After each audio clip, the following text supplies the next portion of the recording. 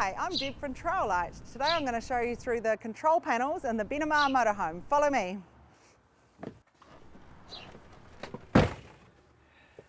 This is the main control panel for the Benimar Motorhome. So starting up the top there, the first one on the left is the on-off button. So by pushing that, this allows the solar panels to be charging the house battery. So you pretty much just leave the on-off switch on all the time. There's no need to turn it off. The second button that you need to turn on is the 12-volt battery. So you would turn this one on, and the third one is the water pump. So that one also needs to go on when you're using the motorhome. So the 12-volt battery activates the lights and the TV and the other appliances, 12-volt appliances in the motorhome. And the third one obviously is the water pump, so now we can use the taps and the shower. The fourth one along is an outside light. So outside the door, there's a light above the door. When we push it and it ignites, it's on. When we push it, it's off. Okay, so pretty much just those two on and off. Down the bottom, there's another 4 buttons. So the first one is a picture of a house inside of a battery, and the second one's a truck inside of a battery. So by pushing these, we're looking at the state of charge of our batteries.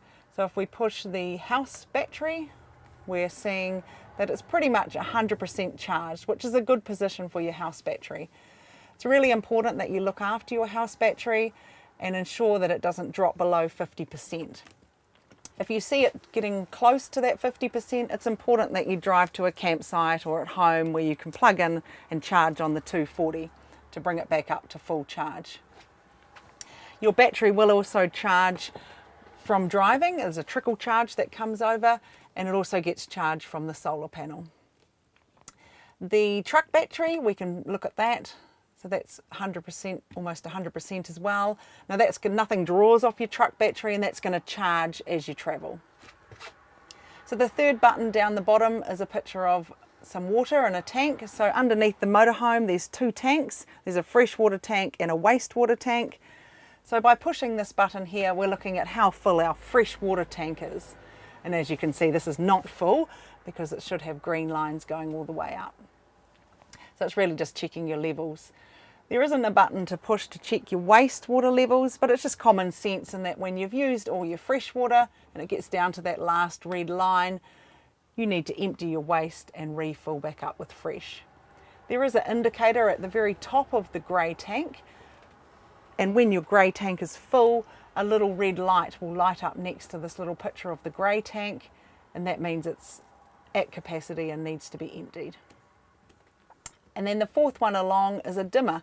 So if I hold this button down, it dims the screen. A lot of people use this in the evening and the night. Or push it again and it brings the screen back to full brightness. And that's the main control panel. Now we're going to move to the truma heating system. So what this controls is the heater in the motorhome, the hot water in the motorhome, and you can choose your source by which you want to run those 2 things. And we'll run through that shortly. So this little control panel, it's got a button on here, so you just push the button and you turn the dial to make your selections. This little arrow here pointing backwards is a go back, so it just goes back to the main menu. So we're going to run through it now. So the first thing you do is push the button. The first icon that's flashing is a thermometer with a motorhome. So this is the heater in the motorhome. So when it's flashing, you push it again. At the moment it's telling us that the heater is currently off. So if we want to select a degrees, then we turn the little dial clockwise until we find the desired temperature. When you have chosen, you push it again to set it. The second one along is a picture of water with a thermometer. So this is our hot water. So again, it must be flashing. So you turn the dial just a tiny bit until the water icon's flashing. Then we push it to select it. It's currently telling me that the hot water is off. Now there's 3 options for hot water. We've got economy, hot and boost. So economy's your 40-50 degrees, hot is 50-60 degrees, and boost is where the system will get you hot water really fast but use a lot of energy for that. So most people use economy. So when you've made your selection of hot water, again you push to select.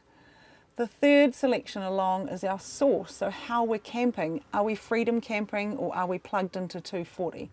Again, it must be flashing, so we turn the dial until those icons are flashing.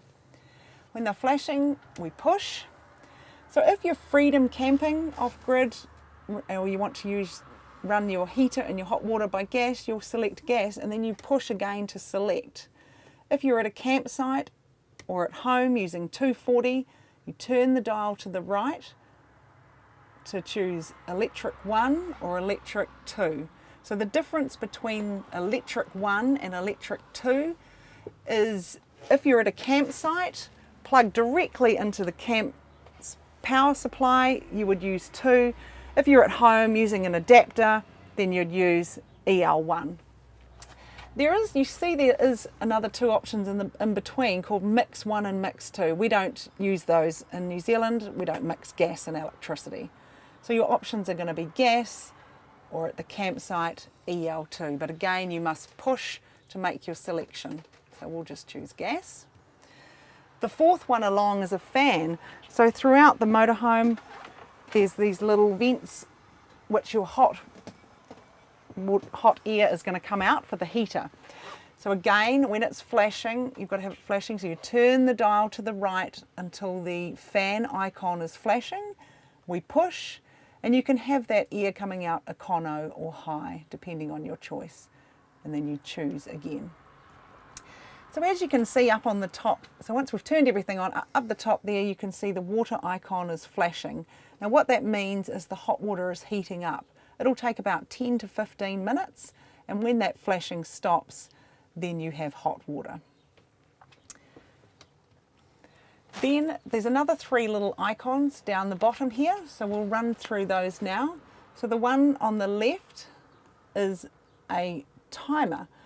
So if I push that when it's flashing, you can set the timer so you can have the heating and the hot water come on at a specific time during the day or the night. The second one along is a clock. So when I turn the dial and the clock's flashing, this is to set the time. So for daylight savings, etc. You just turn the dial to change the time. And then the third one in the corner there is tools. There's a little picture of a tool. And in here is all sorts of settings where you can change the brightness of the screen, change between 12 to 24-hour clock, change the language, etc. Then once you've got it all set up at camp and then it's time to leave camp and you're ready to go home, you need to turn everything back off again. So again, from your main screen, you push the button. When the first icon is flashing, you push it again, and then you turn it anti-clockwise to turn it back off, and then you must always push again to select off. The next one we want to turn off is our hot water. So again, we turn the dial to the right, to the water icons flashing, we push, we turn it to the left, off, and then push again. Obviously we don't turn these ones off because you will turn the gas bottle off at the gas bottle outside, or you'll unplug from electricity outside as well. Now if you ever have an error message come up on this control panel, what it looks like is down the bottom here there will be a triangle with an exclamation mark in it, and that means there's some sort of error. So it could be that you're not plugged in correctly, could be that you've run out of gas, etc. So if you see the triangle with the exclamation mark come up, then you just need to go and figure out what it is that's wrong, fix that, and then hopefully it will reset itself. If it doesn't for some reason, you can shut this unit down by holding this button down for 5 seconds until APP comes up, and that means the system will do a shutdown and then you can start again. And there we have it, folks, the Benimar control panels. Please call us at the Trail Light Service Centre if you have any questions.